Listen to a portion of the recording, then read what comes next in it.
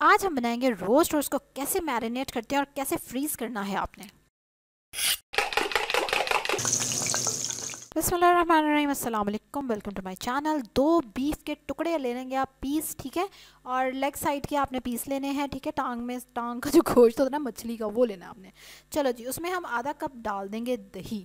साथ ही साथ इसमें जाएगा 1 टेबलस्पून अदरक और लहसुन का पेस्ट। और ये है 1 टेबलस्पून तंदूरी मसाला। इस मसाले की रेसिपी आप डिस्क्रिप्शन में देख सकते हैं और ऊपर कार्ड में भी। उसके बाद इसमें जाएगा 2 टीस्पून नमक, 1 टीस्पून लाल मिर्चें और 1 टीस्पून ही हल्दी। चलो जी, अच्छी तरह इसको मिक्स कर लेंगे और उसके बाद इसको हम बांधेंगे कि ये भाग ना जाए कहीं, ठीक है। इसके लिए आपने देख लेना है कि गोश्त के रेशे जिस तरफ को है ना, आपने उसके ऑपोजिट उसके ऊपर धागा लपेटना शुरू कर देना है, ठीक है। थोड़ी देर आपने उसको ऑब्जर्व करना है, वीडियो मेरी पीछे करके देख लीजिएगा। और उसके बाद आपने उस पर धागा लपेटना है।